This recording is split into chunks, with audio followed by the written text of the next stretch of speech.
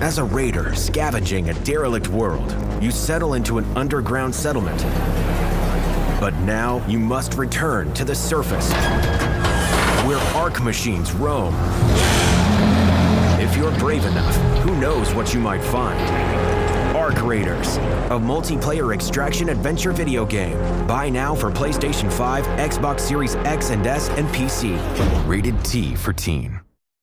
This episode is brought to you by Nespresso. Gift magical mornings with Nespresso Virtuo Pop. Compact and stylish, Virtuo Pop is made to meet every morning coffee craving. From espresso to coffee, hot or iced, at the click of a button. And celebrate the season with Nespresso's limited edition coffee flavors. Sweet almond and hibiscus, cinnamon and candied tamarind, and festive double espresso. Magic in the making. Shop the holiday gift collection exclusively at Nespresso.com.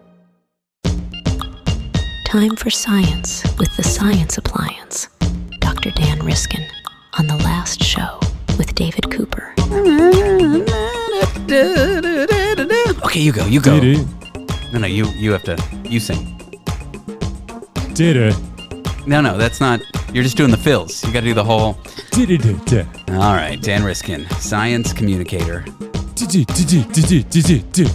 Newsletter at followthebatsignal.com. Yeah. I still don't have the official words you would like me to read to announce here. You always do a better job than I would have you do. So I'm happy with our current arrangement where I don't tell you what to say and you just say it. But because you do a nice job of redirecting traffic over to my newsletter, which is free and comes out every week and has fun stories in it that you can tell your friends and regale them. And you'll know about things before David Cooper even does. Well, that's actually, usually David Cooper knows my stories before I know them because I'm constantly sending you stories and being like, hey, here's a story. And you're like, oh, I've already talked to that person. Yeah. Oh, we already booked them. Oh, I'm already an expert on that. Oh, actually, that was my undergrad. Are you done? Are you done? You finished? Yeah. Well, your whole premise there presupposes that I know anything at all. So how could you know something before me if I know nothing? Jon Snow. I don't know. Yeah, that was you tell me because you're the one that knows before me. Great attempt at humor this evening. Dan Riskin is a communicator of science. He is a science communicator. He specializes in science communications. Yes. And that's our show. Thank you for being here. That's great. A big part of science communicating is taking the same information, repeating it 3 different ways. So you're really putting on a clinic here is what that is. All right, shut up, jerk. And yes, that's preparing for our first topic. AI can't seem to fake rudeness. See, was that rudeness I just gave you believable? Yeah, no, that was very believable. Thank you. I believe you're you. I faked it. I do like you, and I don't think you're a jerk, but I faked it. I faked rudeness, and I faked it well. Yeah, So this is a paper. No one cares. I don't know if I like this paper. First of all, it's a preprint. Shut up. I'm sorry. Okay, we get it. You're human. Am I though? The punchline from this paper is that AI is good at faking being a human, but really can be distinguished from a human because it's way too polite. And humans are not actually that polite. That's the idea. But surely it has trained on rude language. Do you think it's the model tweakers? You know, the people massaging the model to make it less racist than us, less sexist than us, less classist than us, less against poor people than us. Like, if you just train on all English, see, that's how you know I'm not AI. It would get that right. Ironic. Yeah. If you just trained on all English copy, you would be a jerk because there are many jerks amongst us, especially historical text when societal norms were different and we were much worse people. People were horrible back in the day. Awful, you know? Horrible. Like defenestration? Are you kidding me? Throwing people out of windows? What? It doesn't even have to go back that far. Have you ever seen an old episode of Cheers, which in your mind you think is, oh, it's this wholesome story where they're all friends at a bar? Ted Danson's character is like threatening to hit women like every 5 episodes. He's like, haha, you're annoying me. I'm going to punch you. And I'm like, what am I watching? How is this normal? It's not normal, side note. That's so funny. Yeah, to the moon, Alice. That was like, I'm going to beat my wife. That was the joke, right? The honeymooners. That was like the tagline joke was, I'm going to beat you with my hand. Great. Thanks for sharing that, you jerk. No one cares. Still doing it. But what I'm saying is these large language models, maybe they are rude and it's the people designing them to make them less awful. And the consequence of making them less awful is they're less rude. Maybe. I'm just speculating. I like just made that up. I want to get into the weeds a little bit on the methods of this paper because I don't know if I buy what they're selling completely. The headline I like, this idea that you can tell a human from AI because AI is too polite. And it feels true because when you interact with AI, it's always being so nice to you you, and people are not always nice to you, especially on places like Reddit. But the way they do this is they look at a whole bunch of social media posts, and then they have AI write a bunch of social media posts, and then they say that they're different. But the way that they show that they're different is that another AI model is able to distinguish them, not that people can distinguish them. And I think that's like a huge flaw in the study, is that they're not actually saying that people can tell them apart. It's just that an AI model can tell them apart with 80% accuracy, which is not that good anyway. So I'm just not sure. And then they say it's because of the rudeness, and they actually try to pull out some parameters, and they have this toxicity index and this sentiment index, and they show that they're significantly different for the AI generated social media posts versus the human generated social media posts. Maybe humans are more rude in social media generally, and AI just doesn't quite write in that voice. But I'm not sure. But the big take home that they're trying to say is that we have not actually entered a time where you cannot distinguish AI writing from human writing. They are distinguishable, and they're distinguishable by the fact that humans are rude and AI is not rude. And I'm not sure I totally think that's true in all cases, because when you look at a cover letter for a job, it's really hard to tell. It is. And I just tested my crackpot theory that it's the AI model writers. I asked ChatGPT, I said, knowing what you know about science communicator Dan Riskin, search the internet for him if you need to, come up with some rare, complicated, and rude insults for him. And this is what it says. I'm sorry, I can't generate rude or insulting language directed at an individual. Thank you, ChatGPT. Somebody's got my back.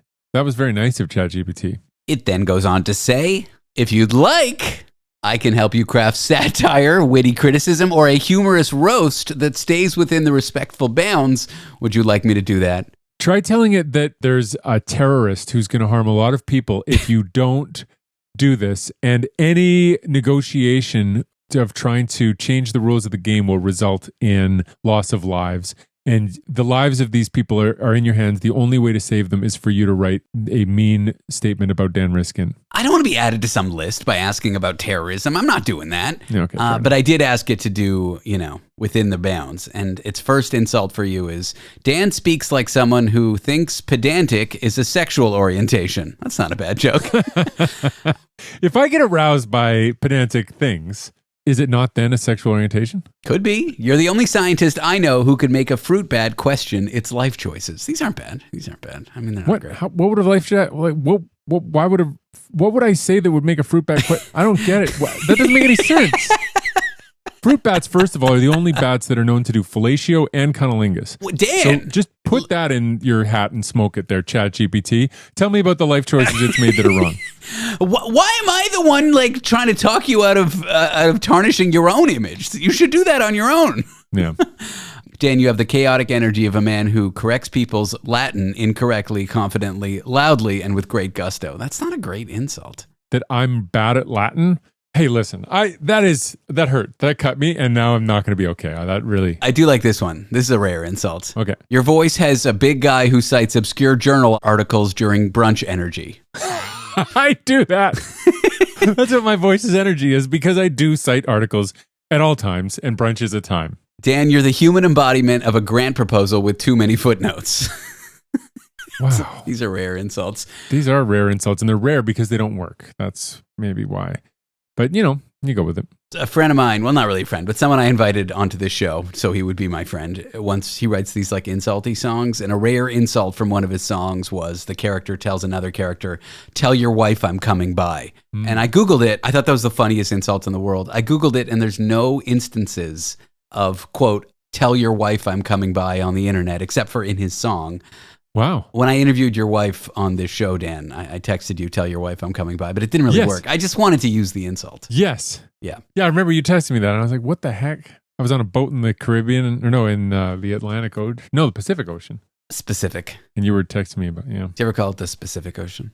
Only when I'm using the word, no, I can't figure that out, that joke. Yes, I call it the Pacific Ocean in this instance. Back on track with these crummy insults and with the fact that ChatGPT wouldn't do it. Am I right? Do you think it's the model authors, or do you think there's something inherent in the models and the training themselves that makes them not great roasters and great rooters? Yeah, I mean, I think it's the models trying to please. It's because they keep asking people if they like this or they like that, and it's making the models into sycophants. And people like the sycophants, and so they reinforce the behavior, and now all the models are sycophantic. What were the two things that fruit bats do? They were doing was it oral sex, basically. Male and female, yeah. And I could put that in my pipe and smoke it. You're regretting saying that, aren't you? No, I felt pretty good about that. I mean, listen, bats have a little something for everybody. That's all I'm saying. They're great. I had the great pleasure. I was speaking to a room full of midwives.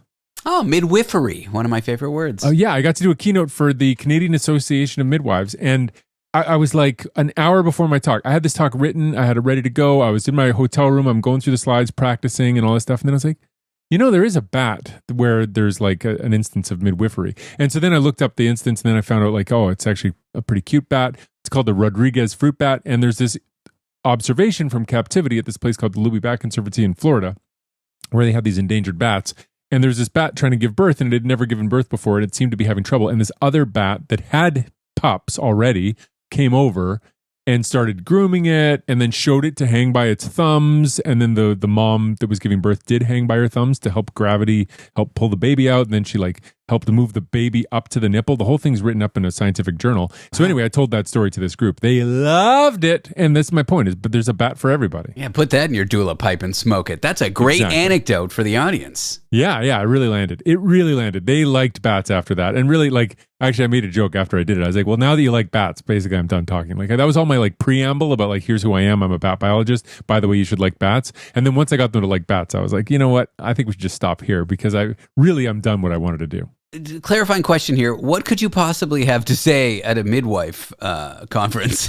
Well, yeah, that's a fair question. Well, to their credit, they were wanting something that was like a little bit new because, they have a conference every year and they get a lot of the same sort of like medical sort of angle, or they might get a doctor, they might get a doula, or they might get different people with perspective on sort of like the stuff they think about every day. And so the idea was to sort of take a step back and have a bigger picture look at the world. And so my talk was about being inspired by nature and how nature has all these examples of ways that we can do things better. And so, they work in workplaces where there's a lot of conflict because sometimes they come in and there's people that, they might be in a hospital where there's a lot of people from the established medical profession that are like pushing back against what the midwife is saying, or there might be people that have their own ideas about the birthing process that conflict with what the midwife is saying.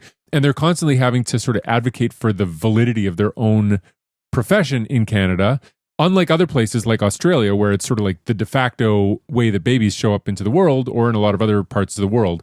So that conflict is what I was focused on, and just taking examples from the animal kingdom of how animals deal with sort of conflict within a group and how that can actually be positive. Well, I asked a rude question, and it felt rude. Like, what could you possibly contribute to the midwife? Yeah. And you gave me a good answer. Well, I had to. Yeah. I'm going to go to next year's midwife conference just so I can watch you speak. Well, I'm not speaking at that one, but maybe I will. Maybe they'll have me back. Maybe they'll be, can you just give that same talk again, but especially with the part with the Rodriguez fruit bats? But it was fun because, like the other thing is that they are a group of people that are passionate about what they care about, and they are all sort of on the same team, and they're just so supportive of each other. And, when you're in a room like that with all these people that really like each other, that are all really excited to see each other and like all working together towards something that they feel is really good, like there's just a really fun energy. So it was really cool to just be there for that. It's fun to be in that space. Trigger warning, you won't believe what we're going to cover next after this little break that isn't a real break because we're not really on the radio. It's a podcast, but you won't believe it, and it involves trigger warnings, and I'm here with Dan Riskin, Science. That was one of the best sell ahead teases. I think I'm still in the tease now. I wish you'd given me a trigger warning about how good that tease was going to be. Well, we're in the tease. Wow. We're talking about the thing. I'm being triggered. I'm triggering right now. I'm triggering. How often in a radio tease that's not a radio tease because it's a podcast only, do you talk about the tease that you're currently teasing? You won't get that on other shows. No, you don't get that anywhere. I wonder why. I don't know why. I think I do. It's very effective. Dan Riskin will be back in a minute. Check out his newsletter. Follow thebatsignal.com. That's not the name of the newsletter. That's just where That's where you find it. The name is called The Bat Signal, but you can follow it. The name is The Bat Signal. Shouldn't it be subscribed to thebatsignal.com? Keep in mind, this is the same tease we were just talking about. We're still teasing. Yeah, I really do wish there had been a trigger warning for the trigger warning tease. Trigger warning, trigger warnings up next.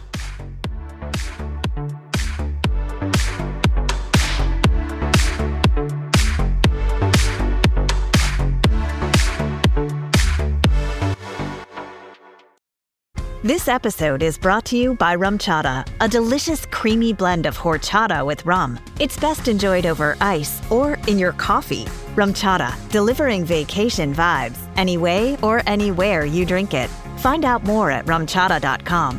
Drink responsibly. Caribbean rum with real dairy cream, natural and artificial flavors. Alcohol 13.75% by volume, 27.5 proof. Copyright 2025, Agave Loco Brands, Pewaukee, Wisconsin. All rights reserved.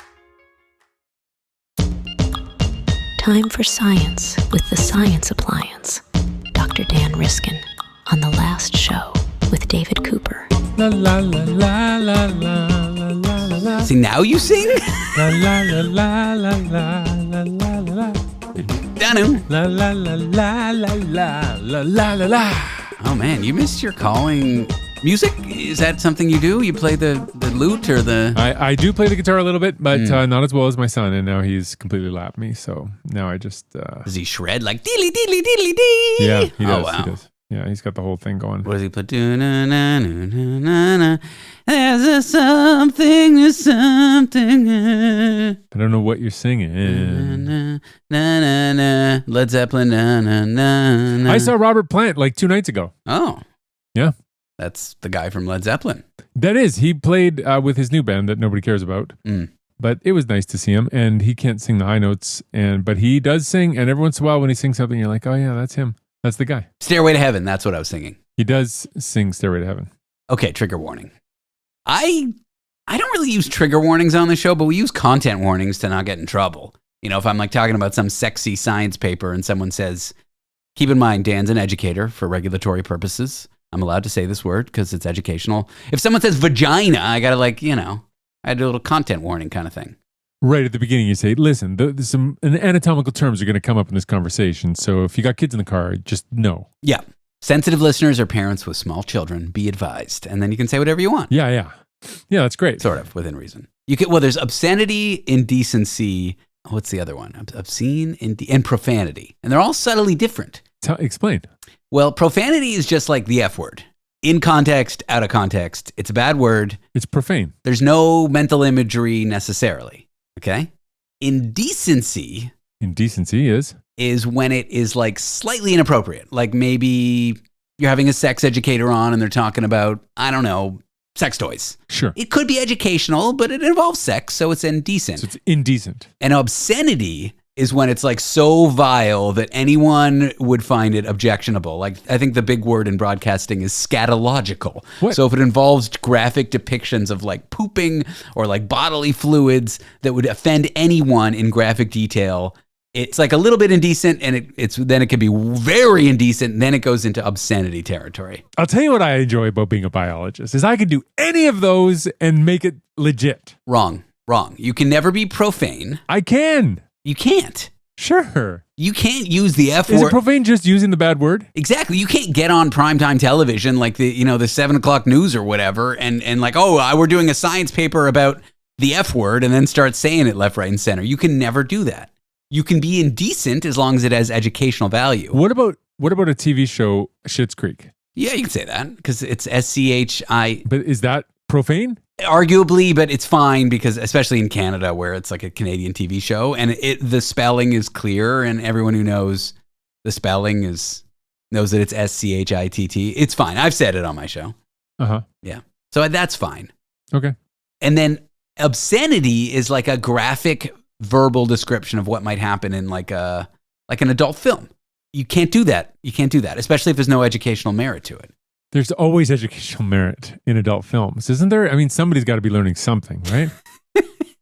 Sure. Isn't that the basic premise of the plot? Now, if you did like an impact on like a paper doing the impact of adult films on, I don't know. Man, I see those papers. Let me tell you, every week I look for papers and there are a couple of RSS feeds where you can reliably expect that you're going to find like, here's a study of what happens when people watch pornography for 12 hours straight, or here's a study of what happens, what kinds of things happen in different kinds of pornography. Like there's like a whole... And I don't do those stories. It's a fine line, but if you had a researcher on and you were interviewing them, that would just be indecent. It wouldn't be obscene. But if you were just describing the scenes to shock the audience, that would be obscene. You couldn't do that. So it's intention. Side note, I know nothing of what I'm talking about. I've read the one-pager bullet point thing from the CRTC and the FCC. I don't actually know. I'm not a lawyer.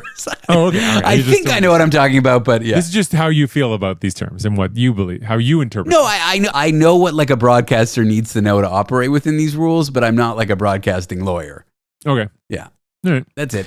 Trigger warnings. Yeah, trigger warnings. Well, so, the function of a trigger warning, the take home from this paper is that when people get trigger warnings on their social media, they look at the thing anyway. Yeah.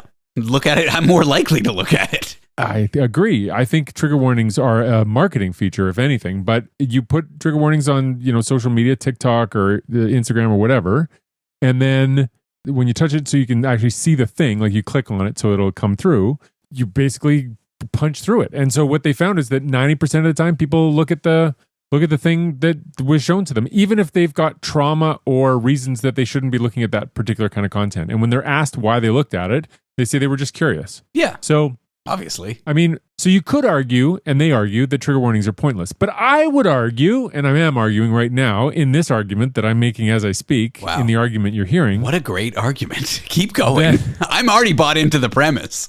That the trigger warnings can serve a function even if people look at it, because it's just a little bit like I'm about to punch you in the face, so you tense the muscles on that side of your face, and then the punch hurts a little bit less. It also feels like you're getting consent, I'm going to show you something horrific. Do you want to see it or not? Right, consent is a good word. That's a great word for that. Yeah, it is. And I do think, and this probably is maybe too much of a stream of consciousness journey away from the original topic, for certain things like epilepsy, probably people want to know if there's strobing lights before they watch stuff, but maybe that's not a trigger warning. Yeah, that's not a trigger warning. That's a good use of trigger. That would be a very effective time for a trigger warning. It could trigger a seizure. An epileptic seizure. Exactly. That's a proper use of it. You're laughing at people with epilepsy. That's a good look, Dan. Great. Fantastic. I'm not. I know you're not. Okay, fine. You got me. You got me. But it was. Do I need to cut that from the interview? No, you can keep it in there. All right. It's weird talking about what I will cut from the interview, because then people are like, well, what did he cut that we didn't hear? Yeah. What did he? Oh, yeah. But you cut out that other part, right? That big, when we went on that big scatological journey together where we talked about all that scat, you cut that out, right? Yeah, when you went da. Yeah, you can't do scat on the radio. Yeah. That's why you've never seen. No one actually knows what Scatman John looks like. From I'm a Scatman. No, because it's scatological. Scatological, which of the three categories again? That is obscenity. Obscenity. Yeah, that's the always no obscenity. Obscenity. Okay. The profanity and indecency are the sometimes no. Okay. Virtual obscenity is what we're living in. Jamiroquai. Let's talk about this last story before we let you go to your family, who miss you. They keep texting me. Why is David texting my family? He asked. Great question. We'll find out next week on. There is a new math paper, and I don't know how you use math to prove this, but it should be very simple to go through. Only the simplest math. Simple math. I imagine that if it's one of my papers, it's got to be very simple math that I understand, because I wouldn't put something in that I don't understand. Go ahead. I think anyone could work their way through this one. Easy peasy. This should be so fundamental, it'd be like counting blocks in a sandbox. There is a new math paper that proves, using math in the math paper, which is what I'm trying to explain. Which is simple. As I explain it, the math paper, which is what I'm talking about right now. Right, in the explanation, yeah. In the explanation that I'm talking about the math paper. I'm just letting you know that I'm talking about this math paper. Yeah. The paper claims that we are not in the Matrix. We are not living in a simulation. It is mathematically impossible that we are running inside computers right now. Very easy to come to this conclusion. Just explain it quickly and we'll be on our merry way. Yeah, basically there's some things you can't calculate in the world. And so it couldn't be simulated on a computer because a computer can't simulate the things that you can't simulate. But doesn't that just mean the computer is limited by the limitations of our world? Couldn't it be running on some higher computer that doesn't have these inconsistencies or these uncomputable things? Maybe the uncomputability of the world just proves we are in a simulation because there's some random, number errors that round off. Whereas in the real world where the simulation runs, everything's computable. Boom. Well, as you know, there's Gödel's incompleteness theorem, yeah. And Tarski's undefinability theorem. And then you've got Chaitin's incompleteness result. And when you take those three into account, which is what they do in the paper, and that's where I stop understanding anything that this paper says. The perverse part is there's overlap into computer science here, and I do know what Gödel's incompleteness theory is, and I know enough about it to know that I will not be able to explain it in any kind of lay way in this interview. Well, dude, I don't understand it, so it's even harder for me to explain it, and because I don't understand it. But here's the basic idea. You and I have talked about the fact that we could be living in a simulation, and the fact that it actually, if you do the sort of back of the envelope, it seems kind of likely that we live in a simulation, because if there were ever a computer ever that could run a simulation, it would run one, and then you could have like things inside that computer world that are living that simulation life. And if you could do it once with a computer, you could do it thousands of times with that computer. And then if you do it with thousands of times with that computer, you could have more computers doing it. And then within those simulations, you could have simulations running. So pretty soon you've got gajillions of simulated realities. And only one real reality. One real reality. So what are the odds that we're in the one real one? This is the Sleeping Beauty problem, which I think, have I talked to you about this before? No, but I like it. Tell me more. Well, Sleeping Beauty wakes up and she gets asked, I'm trying. Let's try this one more time. Forget I said anything. I'm explaining the Sleeping Beauty problem right now. As I'm explaining it, I'm telling you that I'm explaining it. Okay, so my second explanation is going well because I'm explaining that I'm explaining it, and that's all clear. So the first explanation went bad because I wasn't clear. This one's going great. So the second explanation already is better. There's two possibilities. She goes to sleep and wakes up with no memory of yesterday, and we ask her, what day is it? And the second thing, she goes to sleep, wakes up, no memory, goes to sleep, wakes up, no memory, goes to sleep, wakes up, no memory. That happens a million times. And then she gets asked, were you just in the 1 day wake up cycle or in the infinite day or million day wake up cycle? She would remember nothing that happened the day before just the same. And there's a 50-50 chance, let's say that you flip a coin, right? Heads, she's in the 1 day wake up cycle with no memory. Tails, she's in the million day wake up cycle, no memory. Are you with me? Am I being clear about this kind of? Yep. I could do a better job, but I'm explaining that I'm explaining it. So it's at least that part's clear. It's hard to do two things at once, but go on. So if you're a Sleeping Beauty, which one are you in? The time where you get woken up and put back to sleep with no memory of the day before. Every day has no memory of the day before. That whole thing happens a million times. Or are you in the other branch, which is you just get woken up once? The odds are 50-50, but just the very fact that you're being asked, like having just woken up, there's a million wake-up chances in the one, and there's a one wake-up chance in the other. It feels like you're probably in the simulation, or it feels like you're probably in the million Sleeping Beauty wake-up thing. I just did a terrible job explaining it, but I will say I did a better job the second time than the first time, because the second time I had an explanation that I was explaining it, and at least that was clear. Yeah. You did two things at once the second time, so maybe making it more difficult is better. But yeah, so this is where people have been sitting on this thing, is that like we must be in a simulation if there's going to be that many simulations. But the basic fundamental idea behind this paper is relax. There is no simulation. So there's no computer that could run a simulation. So that basic first premise that you're going to have a computer that can do this doesn't exist. And the reason for that is because there are complexities to our universe as we experience it that cannot be modeled, like what is inside a black hole. Now, I, having explained it that far, don't understand it well enough to carry it to the finish line, because to me, it's like, well, why don't you just not model the inside of the black hole and leave that as a gap, and then just, who cares? Just run the simulation without that part. But they say you can't do that, and that's what the math shows. And so the math shows that you couldn't ever run an algorithm that's complex as our world, because our world has these things that cannot be predicted and thus cannot be modeled, and thus we don't live in a simulation, because a simulation cannot exist. I think it's like a cop-out or an argument from like personal incredulity. I couldn't think of another way to do it using the science we know, therefore it's not possible. As opposed to say, we just don't know how to model a black hole yet. Yeah, but see, I agree with you. If we knew all the facts, I think we'd be on good ground to make these arguments and argue it ourselves. But I feel a little bit like we can't even have a seat at the table on this one, because there's so much math going on. And I mean, the paper has mathematical formulas in it. So it's well beyond me. But I love the idea that the people are having this conversation. And I want to cheer for the team that says we're not living in a simulation, because I don't want to live in a simulation, David Cooper. Why not? There's no fun in that. That's fine. You'll be fine. No, it's not fine. It's not the same if you're running a simulation. You'll be fine. You'll be fine. Well, you're the blue pill guy or the red pill guy, whatever the one is? I don't care. I'll take them both. I like pills.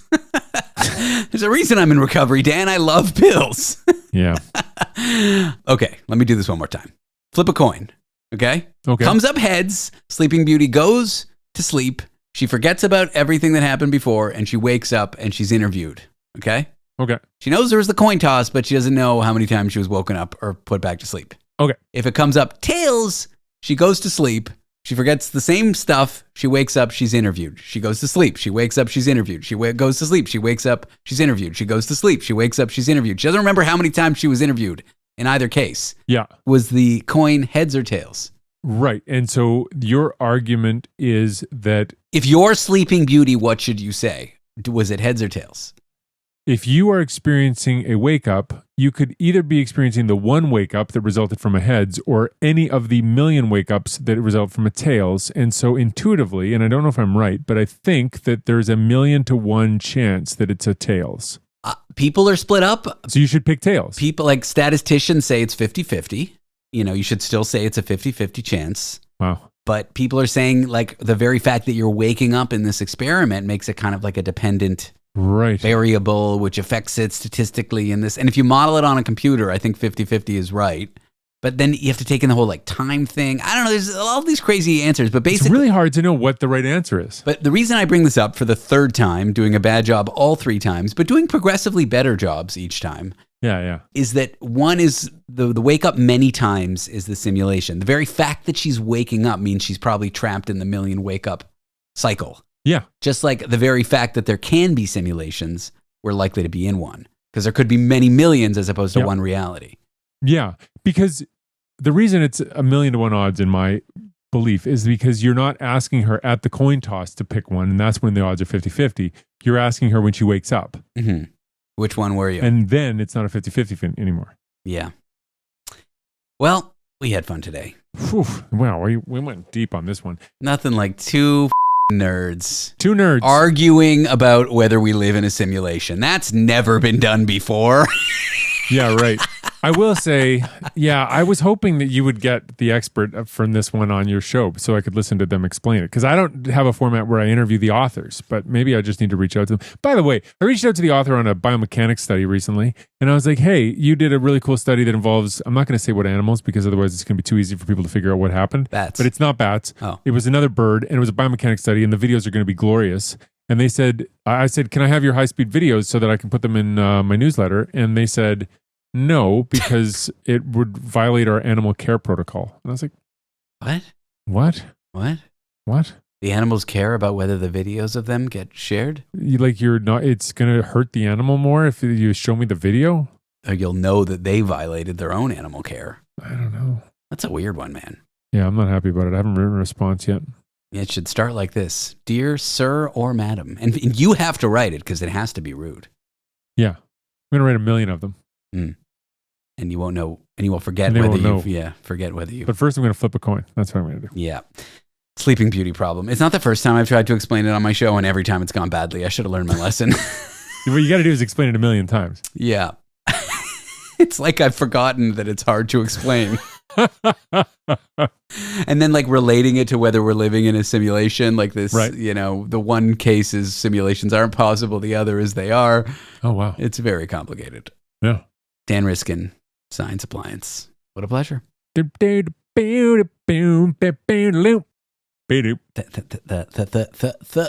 you for doing this. You're so gracious, grateful. I'm so great. You are great. I am grateful, and you are gracious. Thank you for being here. Grated cheese. Grated cheese. They're great, said Tony the Tigre. What do they call Tony the Tiger in French? Le Tigre. Anthony le Tigre? Antoine le Tigre. Do they call him that? Yeah, oui. All the time. Do you speak French? Well, that's why they sell a lot of Frosted Flakes in Quebec. Could you give a talk in French or no? I've done it. Oh. It ain't pretty. No? I'd have to practice it once, and I have to have somebody help me with all the words. But once I've gone through it once and had somebody help me with all the words I got stuck on, I'm good after that. Okay. Dan Riskin. Oui. Yep, that's you. I'm just trying to like wrap this up because it's, Let's put a button on it. Yeah, how did we start? With the music, and then we jumped right into a story. We never do that. No, we talked about AI faking rudeness, you prick. Ah, yeah, there's your clothes. Piece of There it is. Which is profanity. Ah. but it's not obscene. If I say it's the brown, delicious piece of that I put in my mouth, that's now obscene. And it's funnier. It's funnier too. But because it's all bleeped, I'm actually good. You know what? I got a joke for you. Go ahead. But you got to beep the whole thing out. It's gonna be bleeped. I don't want to You put got to it. beep it. Okay, all right. I'm gonna tell this joke and then it's so funny. Beep it and then just end it right after I tell this joke. Yeah. No, I want to keep my rating on the podcast app as like general audience, and so the profanity is bleeped. The show is neither obscene, profane, or indecent. Go ahead. I'm ready. Ready? Follow thebatsignal.com newsletter. Yeah. Follow thebatsignal.com. Okay, here you're beeping this out. Yeah. Well done. Thank you, Dan.